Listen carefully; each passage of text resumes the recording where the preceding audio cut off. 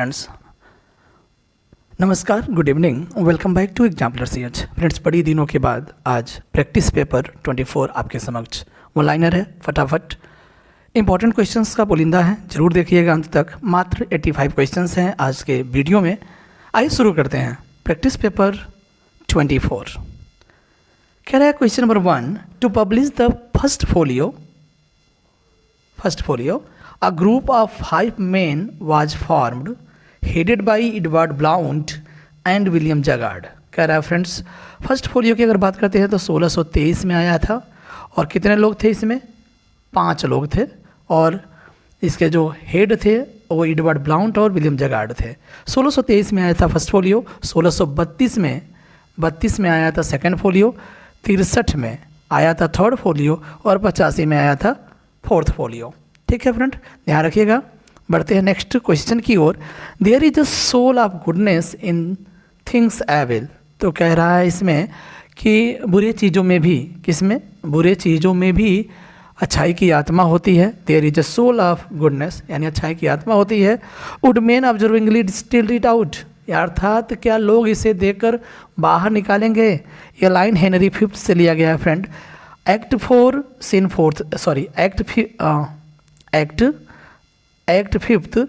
4 से लिया गया। 54 का मतलब समझ रहे हैं ना? Act 5 scene 4 done. Question number 3 की बात कर लेते हैं। किंगिलियर 1605 में आया था। Is a tragedy in 5 acts published in a quarto edition in 1608। ये पूछना इंपॉर्टेंट था, ठीक है, कि 1608 में क्वार्टो एडिशन में यह पब्लिश होता है किंगिलियर। ठीक है, 5 एक्ट में है, ट्रेजडी है और पब्लिश होता है क्वार्टो एडिशन कब? 1608 में। Michael Casio is a young and inexperienced soldier in the play Othello. तो कह रहा है कि ओथेलो जो आया था 1603 या 4 में, उसमें एक अनुभवी और एक नौजवान सोल्जर रहता है, सिपाही रहता है, सैनिक रहता है। कौन? Michael Casio. Done. In 1597, Shakespeare bought the second largest house in Stratford New Place। कह रहा है कि 1597 में शेक्सपियर ने दूसरा एक बहुत बड़ा विशालकाय हाउस को खरीदा जिसका नाम था new place. He purchased it for around 120 pound from William Underhill, यानी यह 120 पाउंड में खरीदा गया था विलियम अंडरहिल से। ठीक है, न्यू प्लेस को। ठीक, तो ये भी ध्यान रखिएगा कितने में और किससे। पेरिकल्स 0809 यानी 1608-9 में लिखा गया था। पब्लिश हुआ था थर्ड फोलियो 1663 में। ठीक है, इसको भी ध्यान रखिएगा। Pericles. Life is a walking shadow, it is told by an idiot full of sound and fury, signify nothing, spoken by Macbeth, occur in act 5 scene 5। तो जैसा कि कल मैकबेथ पर बेस्ट कुछ इंपॉर्टेंट कोट्स मैंने पढ़ाया हुआ है कल, तो कह रहे हैं कि जो जीवन है ना, एक चलती हुई छाया की तरह है, और यह कहानी जो एक मूर्ख के द्वारा कही गई है जो पूरा रोष और रौब से भरा हुआ है, लेकिन इसका कोई महत्व नहीं है। मैकबेथ के द्वारा बोला गया लाइन है, इसको भी ध्यान में रखिएगा। बढ़ते हैं क्वेश्चन नंबर 8 की ओर। कह रहा है Antonio and Cleopatra 1607 is considered one of Shakespeare's richest most moving work. ठीक है, मूविंग वर्क एक चीज़, और दूसरा कह रहा है कि रिचेस्ट कौन सा? Antonio and Cleopatra. ठीक है, 1607 में आया है, ध्यान रखिएगा। William Basse wrote a sonnet on mister William Shakespeare, elegy है, इसको भी ध्यान रखिएगा। किसने लिखा है? विलियम बेस ने लिखा है। एक सोनेट है, देखिएगा, सोनेट एलिजी के रूप में है। ठीक है, on mister William Shakespeare, William बेस के द्वारा। फोर्टिनब्रास की बात कर रहा है। Fortinbras is the first to be named in the play in whom we see likeness to the prince of Denmark. Prince of Denmark बोले तो हेमलेट। कह रहा है कि फोर्टिनब्रास जो एक ऐसा नाम है फ्रेंड जो बिल्कुल प्रिंस ऑफ डेनमार्क की तरह हम उसे देखते हैं, ऐसा बोला जाता है फोर्टिनब्रास के बारे में, likeness to the prince of Denmark. In Twelfth Night लिखा गया था 1601 या 2 में। ठीक है, आगे कह रहे हैं कि Shakespeare portrays the character of Malvolio जो एक कैरेक्टर है, being excessively arrogant and full of self pride, स्वाभिमान और अभिमान में बिल्कुल वह है मालवोलियो, उसका एक कैरेक्टर है किसका, ट्वेल्थ नाइट का, bye William Shakespeare. Neither A बारोवर nor be lender, कह रहा है कि ना तो बारोवर बनो ना ही लेंडर बनो। सोलिलॉकी है, पोलोनियस के द्वारा बोला गया है हेमलेट में। एक्ट फर्स्ट और सीन थर्ड की इसमें बात किया गया है, ठीक है, इसको ध्यान रखिएगा। पोलोनियस सोलिलॉकी है। The character Caliban described as a savage, असभ्य, एंटी फॉर्म मने विकृत, स्लेव मने होता है गुलाम, यानी कह रहे हैं कि एक बहुत ही असभ्य और विकृत गुलाम है। कौन, कैलिबन, किसमें, टेम्पेस्ट में। सेम्पेट आया था 1611 में। Edward second is a play written by Christopher Marlowe, तो इसको भी ध्यान रखिएगा, क्रिस्टोफर मार्लो के द्वारा लिखा गया यह प्ले है एडवर्ड सेकेंड की बात करते हैं तो 1592 में आया था फ्रेंड, बाय क्रिस्टोफर मार्लो। अगर बात करते हैं निकिट मार्लो के नाम से भी जाना जाता है, पैदा हुए थे 1564 में, हमें लग रहा है कि विलियम शेक्सपियर के आसपास, और 1593 में इनका डेथ हो जाता है। Coriolanus was the finest of Shakespeare's achievements in tragedy, कह रहा है कि ट्रेजेडी में सबसे फाइनेस्ट शेक्सपियर के जो अचीवमेंट्स की अगर बात करते हैं तो सबसे फाइनेस्ट कोरियोलानस को माना जाता है, ऐसा टी.एस. एलियट ने बोला है, ठीक है। टी.एस. एलियट ने बोला है कि Coriolanus was the finest of Shakespeare's achievements in tragedy, ठीक है, T S. Eliot. Some say that Shakespeare took his inspiration from the character of Falstaff from Robert Greene, कुछ लोग कहते हैं फ्रेंड कि जो कैरेक्टर फाल्स्टाफ है ना वो रॉबर्ट ग्रीन से लिए हैं, कौन, शेक्सपियर ने लिया है, ऐसा बोला जाता है। आवर डाउट्स आवर ट्रेटर्स, हमारे जो संदेह हैं हमारे क्या हैं, ट्रेटर्स हैं, ठीक है। कह रहे हैं कि ये लाइन मेजर फॉर मेजर से लिया गया है, और मेजर जो लिखा गया था एक डार्क कॉमेडी है और 1604 में लिखा गया था। Measure for Measure by William Shakespeare. Portia is the heroine of the play the Merchant of Venice, तो बता रहा है कि पोर्सिया कौन है, मर्चेंट ऑफ वेनिस की एक हीरोइन है। मर्चेंट ऑफ वेनिस की अगर बात करते हैं तो 1596 से 98 के बीच में लिखा गया है। She is Shakespeare's most intelligent heroine, और शेक्सपियर में जितने भी हीरोइन हैं उसमें से सबसे बुद्धिमान हीरोइन है कौन, पोर्सिया, मर्चेंट ऑफ वेनिस वाली, ध्यान रखिएगा।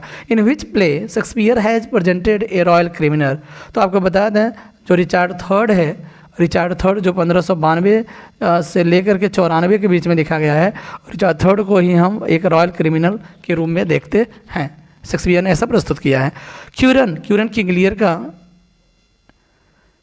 एक कैरेक्टर है, कह रहा है कि Shakespeare's great tragedy he plays the role of courtier in the play, courtier मतलब एक दरबार की के रूप में अब काम करता है क्यूरन। आपको बता दें सर्वेंट ऑफ ग्लोसेस्टर है, इसको भी ध्यान में रखिएगा, क्यूरन किंग लियर का एक कैरेक्टर है। आगे बढ़ते हैं। According to S T. Coleridge Othello is not study in jealousy, कह रहा है कि एस.टी. कॉलरीज ने ओथेलो पे कमेंट करते हुए कहा है Othello is not a study in jealousy, done, इसको भी ध्यान में रखिएगा।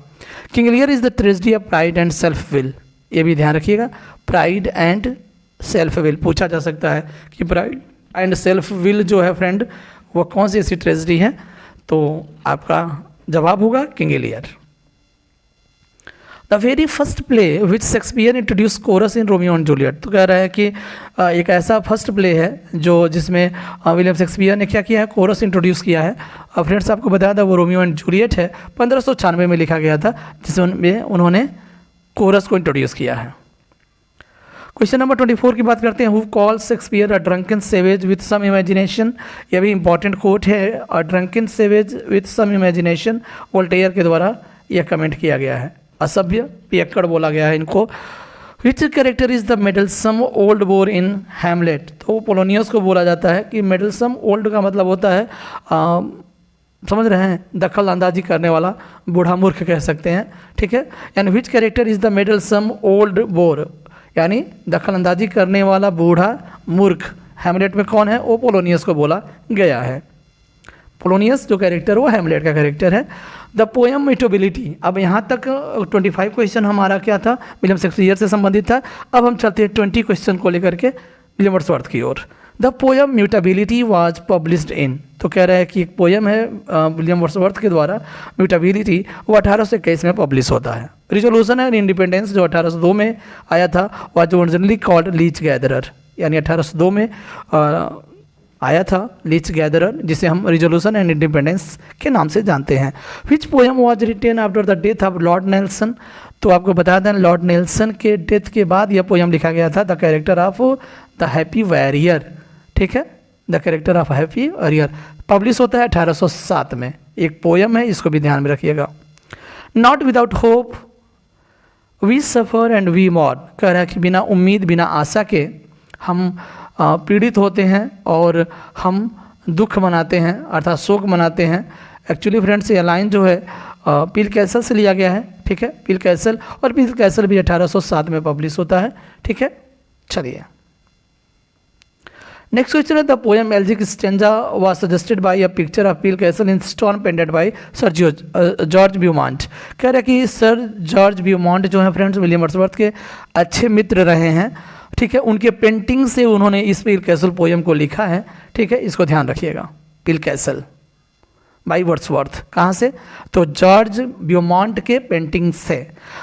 The alternative title of Ruth, तो रूथ का जो अल्टरनेटिव जो टाइटल है द इन्फ्लुएंस ऑफ नेचर, मैंने अच्छे से विस्तार से इसको पढ़ाया हुआ है फ्रेंड्स। पब्लिश होता है 1800 में। The poetry of Wordsworth and Coleridge was notably influence by the French revolution. कब हुआ था? 1789 में।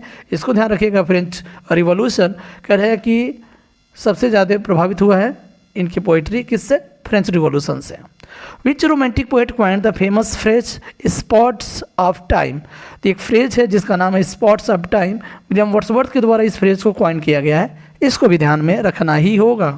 Wordsworth settled down with his sister Dorothy and Coleridge at Alfoxden but for the last 50 years. कह रहे हैं कि अपनी सिस्टर डोरोथी और मित्र कॉलरिज के साथ वह ऑल्फाक्सडेन में बस गए थे, लेकिन 50 साल के लिए, लेकिन उसी बीच में उन्होंने years of his life lived first to Dove Cottage Grasmere, लेकिन शुरुआती जो 50 साल के कुछ स्टार्टिंग में हिस्सा था ना, वो डव कॉटेज ग्रासमेर में और फाइनली रिडालमाउंट में रहे हैं, ठीक है, ऑल्फाक्सडेन के बाद, ठीक है, ये भी ध्यान रखिएगा। What is the suitable नहीं है, subtitle of prelude the growth of a poets mind. ध्यान रखिएगा, प्रील्यूड एक ऑटोबायोग्राफिकल वर्क है विलियम वर्ड्सवर्थ के द्वारा, इसका सब टाइटल है the growth of a poets mind. शुरू हुआ था 1799 में, कंप्लीट होता है 1805 में, और 1805 में फाइनली प्रील्यूड के नाम से पब्लिश हो जाता है। 10,000 saw I at a glance। Friends आपको बता दें, लाइन बहुत पढ़े होंगे आप, इसमें अगर फिगर ऑफ स्पीच की बात करते हैं तो हाइपरबोल है, ठीक है, हाइपरबोल है।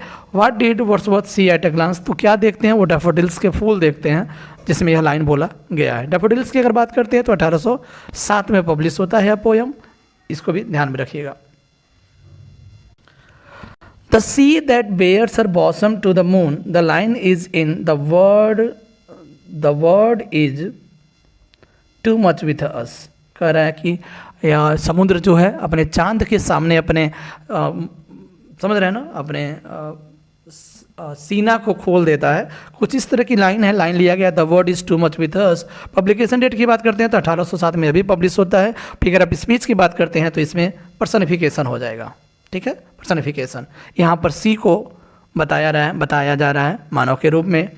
38 की बात करते हैं the lines that Shakespeare spake the faith and morals hold which Milton held appears in it is not to be thought of। यह एक सोनेट है, विलियम वर्ड्सवर्थ के द्वारा लिखा गया सोनेट है, it is not to be thought of. आपको बता दें फ्रेंड्स, यह 1815 में यह सोनेट पब्लिश होता है, इसको भी ध्यान में रखिएगा, इंपॉर्टेंट है। लेकिन लाइन क्या है? That Shakespeare spake the faith and morals hold, यानी जो कुछ भी शेक्सपियर ने बोला वह विश्वास और मॉरल्स उसमें थे, समझ रहे हैं ना, यानी विश्वास और नैतिकता उसमें था, जबकि मिल्टन भी उसी चीज़ को अपनाए हुए हैं। यह लाइन है it is not to be thought of, जो सोनेट है विलियम वर्ड्सवर्थ के द्वारा 1815 में पब्लिश होता है, वहाँ से लाइन लिया गया है। 39 की बात करते हैं, identify the sonnet upon sonnet. ये अपॉन लिखा हुआ है, ये सोनेट अपॉन सोनेट, ये नहीं होगा, अपॉन सोनेट होगा। Sonnet upon sonnet by William Wordsworth. तो कह रहा है कि nuns fret not at their convent's narrow room, इसे हम बोलते हैं सोनेट अपॉन सोनेट। 39 है फ्रेंड्स, आपको बता दें 1807 में यह भी सोनेट पब्लिश होता है, ठीक है, सोनेट है। The first line of prelude is, prelude जो 1850 में पब्लिश होता है फ्रेंड्स, उसका जो पहला लाइन है, oh there is blessing in this gentle breeze. अरे इस सुहावनी हवा में एक आशीर्वाद है। क्या है? आशीर्वाद है, ब्लेसिंग्स हैं इन सुहावनी हवाओं में, ऐसा लाइन शुरू होता है प्रील्यूड का। नंबर 41 की बात करते हैं। 6 years darling of pygmy size, कह रहे हैं कि 6 साल की छोटी सी बच्ची है। To whom is Wordsworth referring, तो वो कॉलरिज चाइल्ड है, कॉलरिज की छोटी सी बच्ची है जिसे हम सारा कॉलरिज के नाम से जानते हैं। और 1802 में वो बच्ची पैदा हुई थी, इसको भी ध्यान में रखिएगा, सारा कॉलरिज नाम है। In Wordsworth Prelude the boy of Winander is affected by, तो वो लड़का जो है म्यूटनेस से अफेक्टेड होता है, ये भी ध्यान रखिएगा। With British university figures in William Wordsworth prelude, prelude में कौन से ब्रिटिश यूनिवर्सिटी को मेंशन किया गया है? वो है Cambridge. Wordsworth was hardly a man but wandering spirit, कह रहा है कि वो पुरुष नहीं है बल्कि एक भटकती आत्मा है। विद द स्ट्रेंज एडवेंचर्स, कह रहा है कि एक तरह से कह रहा है ना, उनके जो अजीबो गरीब कारनामे हैं ना, जिसके बड़े अजीबो गरीब कारनामे थे कह सकते हैं। And no end to them, और उनका कोई अंत नहीं था। अर्थात विलियम वर्ड्सवर्थ जो है, शैली के द्वारा यह लाइन बोला गया है विलियम वर्ड्सवर्थ के बारे में, कह रहे हैं कि वो एक व्यक्ति नहीं बल्कि भटकती हुई आत्मा है जिसके अनेकों अजीबो गरीब कारनामे थे और उनका कोई अंत नहीं था। शैली के द्वारा लाइन बोला गया, इंपॉर्टेंट है, ध्यान रखिएगा। Who calls the immortality ode the high water mark of poetry, तो इमर्सन है, ध्यान रखिएगा, इमर्सन के द्वारा बोला गया है the high water mark of poetry, immortality ode को। आया था कब? इमॉर्टलिटी ओड भी 1807 में पब्लिश होता है। डन। अब बात कर लेते हैं किसके बारे में? जॉन मिल्टन के बारे में। कह रहे हैं which of the following poems did Milton write octosyllabic couplets, ये आपको बता दें, यह जो क्वेश्चन है फ्रेंड, ये पूछा गया यूजीसी नेट में। कह रहे हैं कि ऑक्टोसिलेबिक कपलेट्स में कौन सा पोएम लिखा गया जॉन मिल्टन के द्वारा? तो वह Il Penseroso and L'Allegro. ठीक है, चलिए आगे बढ़ते हैं। The phrase bottomless perdition occurs in Milton's Paradise Lost book first, तो बुक फर्स्ट में एक फ्रेज है जिसका नाम है बॉटमलेस पर्डिशन, वह अकर होता है, दिखाई देता है। Shakespeare is the poet of impulse of the loves, hates, fear, jealousies and ambition that swayed men of his age. Milton is the poet of steadfast will and purpose, who comment is this. तो देखिए, Milton और William Shakespeare से संबंधित है, तो long के द्वारा यह कमेंट किया गया है कि Shakespeare is the poet of impulse, अर्थात शेक्सपियर प्रेम, घृणा, भय, ईर्ष्या और महत्वाकांक्षाओं के आवेग के कवि थे, महत्वाकांक्षाओं के आवेग के कवि थे, impulse. That swayed men of his as, जो बहुत ही अपने युग के लोगों को प्रभावित किया है। जबकि Milton is the poet of stead fast will, अर्थात जबकि मिल्टन जो हैं दृढ़ इच्छा शक्ति और उद्देश्य के कवि माने जाते हैं, ऐसा W.G. लॉन्ग ने बोला है फ्रेंड्स। इस लाइन को ध्यान में रखिएगा। बढ़ते हैं नेक्स्ट क्वेश्चन की ओर। मिल्टन इन्वोक्स यूरेनिया एक एंजल है, कह रहा है कि यूरेनिया को उन्होंने कब इन्वोक किया है? तो बुक फर्स्ट एंड बुक 7 में, इसको भी ध्यान में रख सकते हैं। ठीक। Milton was also influenced by Fletcher का एक वर्क है क्राइस्ट, विक्ट्री एंड ट्रम्प, उससे बड़ी प्रभावित थे कौन? John Milton. In his doctrine and discipline of divorce and Tetrachordon Milton repudiates, Milton repudiates का मतलब अस्वीकार करते हैं, क्या? वो मैरिज को अस्वीकार करते हैं।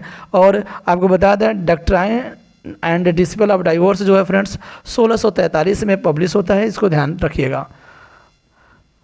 फ्रॉम वेयर डिड इंग्लैंड बारो the idea of mask, mask समझ रहे हैं ना, ये जो मास्क है वो कहाँ से आया है? इंग्लैंड ने कहाँ से उधार लिया है? इटली से। Done. Milton has given his views on poetry in his poem Lycidas, तो आपको बता दें लेसिडस में उन्होंने पोइट्री पर व्यूज़ दिया है, ध्यान रखिएगा। 1637 में आया हुआ है, ठीक है, हॉटन पीरियड का वर्क है। एलिजी है, एडवर्ड किंग के डेथ पर लिखा गया एलिजी है। In his progress of पोएजी Thomas Gray invokes, आपको बता दें थॉमस ग्रे के द्वारा लिखा गया एक वर्क है प्रोग्रेस ऑफ पोएजी, उसमें जॉन मिल्टन को इन्वोक करते हैं, आह्वान करते हैं। John Milton's contemporary and author of the worthy communicant 1660 में आया था, ध्यान रखिएगा। द वर्दी कम्युनिकेंट 1660 में आया था।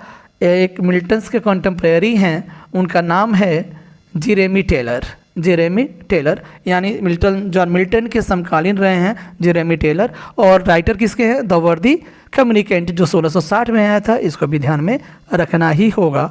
बढ़ते हैं नेक्स्ट क्वेश्चन की ओर friends. In Paradise Lost Milton presents the action of the fall of man in 2 stages, book 4th and book 9। Fall of man को इस 2 स्टेजेस में वो प्रस्तुत करते हैं, इसको भी ध्यान रखिएगा।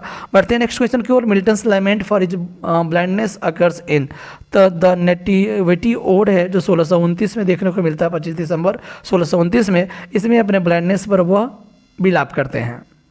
Who is the writer of S N Milton? S N Milton जो है मैकाले साहब ने लिखा है, इसको ध्यान रखिएगा। Who is the writer of history of Britain? John Milton के द्वारा लिखा गया एक वर्क है हिस्ट्री ऑफ ब्रिटेन, और 1670 में पब्लिश होता है।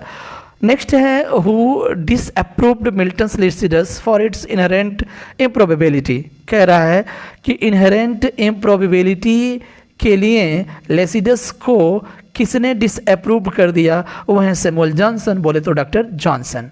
वही लेसिडस जो 1637 में पब्लिश होता है, एलजी है एडवर्ड किंग के डेथ पर। द मैन ऑफ प्रॉपर्टी, यहाँ तक था फ्रेंड्स जॉन मिल्टन के बारे में। चलते हैं जॉन गाल्सवर्दी के बारे में। कह रहा है कि द मैन ऑफ प्रॉपर्टी जो 1906 में आया था, raised Galsworthy to the front rank of living novelist. कह रहा है, आपको बता दें फ्रेंड्स, यह जॉन गाल्सवर्दी को ना उस रैंक में, एक अच्छे नॉवेलिस्ट के रैंक में लाकर खड़ा कर दिया। कौन novel? The man of property जो 1906 में आया था। तो फर्स्ट सक्सेसफुल नॉवेल है, इसको भी ध्यान में रखिएगा। बढ़ते हैं नेक्स्ट क्वेश्चन की ओर, 62 की ओर। कह रहा है कि Galsworthy use this name until the Island Pharisees 1904, then he began publishing his own name. यानी आइलैंड फेरिसिस के बाद या से उन्होंने अपना जॉन गाल्सवर्दी के रूप में उन्होंने लिखना शुरू कर दिया। उसके पहले जॉन सेंट जॉन के नाम से लिखा करते थे, इसको भी ध्यान में रखिएगा। बढ़ते हैं नेक्स्ट क्वेश्चन की ओर। Indian summer of Forsyte of Galsworthy is considered to be his masterpiece. कहीं कहीं आपको दिखाई देगा इंडियन समर ऑफ फॉरसाइट जो है मास्टरपीस है, और कहीं कहीं फॉरसाइट सागा को भी जो 1922 में आया था उसको भी मास्टरपीस माना जाता है। ठीक है, तो 63 के क्वेश्चन की हम बात करते हैं फ्रेंड्स। तो ये पब्लिश हुआ है इंडियन समर ऑफ फॉरसाइट, तो ये आया है 1918 में। ठीक है, 1918 में। इंटरलूड है, Galsworthy met him in 1893 and formed a life long friendship with him, identify him. तो हिम बोले तो जोसेफ कॉनरेड हैं, उनके मित्र हैं जो 1893 में उनसे मिलते हैं, और एक लंबी अच्छी गहरी फ्रेंडशिप चली है उनसे। आगे बढ़ते हैं। Burn it and you will oblige में। कह रहा है कि इसे जला दो और मैं आपका बहुत ही आभारी रहूँगा, मैं आपका बहुत आभारी रहूँगा। ऐसा इसको गाल्सवर्दी ने ऐसा लाइन बोला है, किसके लिए बोला है? तो फ्रॉम द फोर विंड्स, एक वर्क है, कलेक्शन है स्टोरीज़ का, फ्रॉम द फोर विंड्स, उसके लिए यह बात बोला गया है। और आया है 1897 में, जॉन सेंट जॉन के नाम से लिखा गया था, इसको भी क्लियर कर सकते हैं। नंबर 66 है the Forsyte saga includes. Forsyte saga जो 1922 में पब्लिश होता है, उसमें क्या क्या है? तो पहला जो नावल है द मैन ऑफ प्रॉपर्टी 1906 में आया था, इन चांसरी 1920 में आया था, टू लेट 1921 में आया है, और 2 इंटरलूड्स थे। तो पूछ रहा हूँ उन दोनों इंटरलूड्स का नाम बताइए। तो कह रहे हैं Indian summer of Forsyte tales है एक है, और दूसरा अवेकिंग है। अवेकिंग 2 इंटरलूड्स एंड 3 नावल से मिलकर के बना है फॉरसाइट सागा, जो 1922 में पब्लिश होता है। Which play analysis the impact of modern publicity on private domestic tragedy? कह रहे हैं कि प्राइवेट डोमेस्टिक ट्रेजिडी पर एक आधुनिक पब्लिसिटी को एनालिसिस करता है, उसके प्रभाव का एनालिसिस करता है। वो क्या है? वो वर्क है द शो, और द शो आपको बता था 1925 में पब्लिश होता है। 3 एक्ट का एक प्ले है by John Galsworthy, done. The dark flower एक लव नावल है, आपको पता ही होगा, 1913 में आया है by John Galsworthy. Is the story of one man's love affairs. ठीक है, डार्क फ्लावर एक लव नावल है। John Builder is unimaginative hot tempered man. कह रहा है कि जॉन बिल्डर जो है किस वर्क के कैरेक्टर हैं? अनइमेजिनेटिव हॉट टेम्पर्ड मैन है, और साथ ही साथ कह रहा है किस में आते हैं? तो द फैमिली मैन में।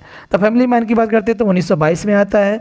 3 एक्ट यह भी प्ले है, 3 एक्ट प्ले है the family man. The influence of class is depicting. आगे कह रहा है कि फ्रेंड्स इन्फ्लुएंस ऑफ क्लास यानी वर्ग का जो प्रभाव है वो किस में डिपिक्ट किया गया, वो लायरिटीज़ में। यह भी 1922 में आया है बाई जॉन गाल्सवर्दी। ये रहा गाल्सवर्दी पर बेस्ड। आगे बढ़ते हैं, कुछ हिस्ट्री ऑफ इंग्लिश लिटरेचर की बात कर लेते हैं फटाफट अंदाज में। बने रहिए विथ एग्जाम्पलर्स, ये लाइक शेयर करना मत भूलिएगा। Question number 71, the poet who described poetry as inspired mathematics, तो वो है इजरा पाउंड। कौन है? इजरा pound.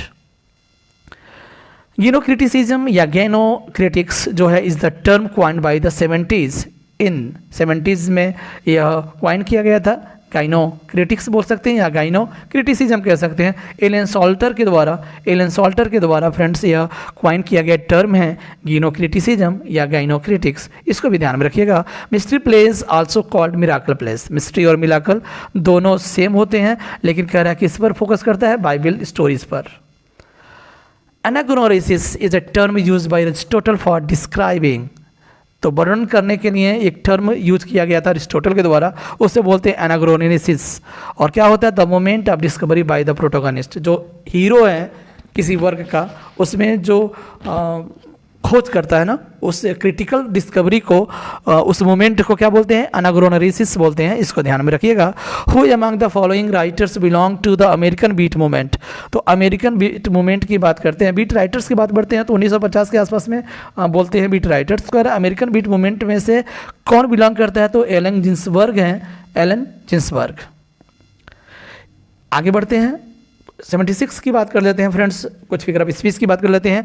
United we stand, divided we fall. यहाँ स्टैंड, यहाँ फॉल की बात कर रहा है, यहाँ यूनाइटेड की बात कर रहे हैं, यहाँ डिवाइडेड की बात कर रहा है। तो ऐसे कंडीशन में या तो ऑक्सीमोरॉन हो सकता है, नहीं तो एंटीथेसिस हो सकता है। तो आपको बता दें यहाँ एंटीथेसिस है। और sequence of repeated consonant sounds in strength of language is alliteration, तो कह रहा है, आपको बता दें कंसोनेंट साउंड जो है, ठीक है, रिपीट किया जा रहा है तो वहाँ पर अलिटरेशन होता है। नेक्स्ट है Silverman has never red browning. Browning का मतलब आपको समझ रहे हैं ना, ब्राउनिंग को नहीं पढ़ा जाता बल्कि ब्राउनिंग की किताबों को, ब्राउनिंग के द्वारा लिखे गए किताबों को पढ़ा जाता है। तो यहाँ फिगर ऑफ स्पीच मिटोनिमी हो जाएगा। हैमलेट लाइंग वुंडेड, हैमलेट घायल नीचे पड़ा हुआ था। सेज टू हिज फ्रेंड, अपने मित्र से कहता है, होरेसियो आई एम डेड, होरेसियो को कहता है मैं मर गया हूँ। मारा तो नहीं है लेकिन पहले मान लिया गया है कि मैं मर गया हूँ। This is an example of prolepsis, ये भी ध्यान रखिएगा, इंपॉर्टेंट है। प्रोलेप्सिस होता है कि घटना जो आगे होने वाली होती है वह पहले ही मान लिया जाता है कि पहले ही हो गया है। इसीलिए हैमलेट जो है होरेसियो को कहता है कि आई एम डेड, मरा नहीं है अभी लेकिन बोल रहा है। द एक्सप्रेशन ड्रीमिंग हाउसेस या ड्रीमिंग हाउस आप पढ़े होंगे, वियरी वे होता है ना, रास्ते बड़ा थकान वाले हैं, तो रास्ते तो नहीं थकते हैं लेकिन आदमी थकता है, तो ये ट्रांसफर एपिथेट होता है। फिगर ऑफ स्पीच की बात करते हैं, सेम ड्रीमिंग हाउस है, तो स्वप्न देखने वाले घर थोड़े होते हैं, आदमी स्वप्न देखता है, तो ड्रीमिंग हाउस, वियरी वे जैसे एग्जाम्पल है ना, वो ट्रांसफर एपिथेट हैं। The Gutenberg Bible was first published in, तो 1456 में गुटेनबर्ग बाइबिल पब्लिश होता है, इसको भी ध्यान में रखिएगा। बढ़ते हैं नेक्स्ट क्वेश्चन की ओर। The play of William Shakespeare, एक एडिशन है अभी।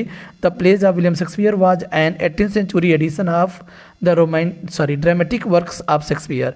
ड्रामेटिक वर्क्स जितने हैं शेक्सपियर के, वो एडिट किसके द्वारा किया गया? Edited by Johnson, doctor Johnson and George Stevens. ये इंपॉर्टेंट है, ठीक है। कब किया गया था? 18वीं शताब्दी में किया गया था। चलिए बढ़ते हैं आगे। कह रहा है कि the Puritans shut down all theatres in England, तो ये हुआ था जॉन मिल्टन के दौरान। 1642 में प्यूरिटन्स जो है सभी थिएटर्स को बंद करवा दिए थे और फाइनली सीधे 1660 में खुलता है। Who initiated the drama of ideas, drama of ideas किसने पहल किया था in England and 20th century? तो कह रहा है GB Shaw, George Bernard Shaw ने शुरू किया था। Man, superman, arms and the man, आप पढ़े होंगे, इनके कुछ इंपॉर्टेंट वर्क हैं। 85 नंबर क्वेश्चन की बात करते हैं। The life of Samuel Johnson, किसने लिखा है? The life of Samuel Johnson को लिखा है जेम्स बॉसवेल ने, जेम्स बॉसवेल के द्वारा। और जबकि जानते ही हैं life of Samuel Johnson important हो सकता है हिस्ट्री ऑफ इंग्लिश लिटरेचर के तहत। Thanks for watching the video, मिलते हैं नेक्स्ट वीडियो में। बने रहिए विद एग्जाम्पलर्स, लाइक शेयर करना मत भूलिएगा। ऐसे ही चलता रहेगा वीडियो आने वाले दिनों में, ठीक है। Bye bye.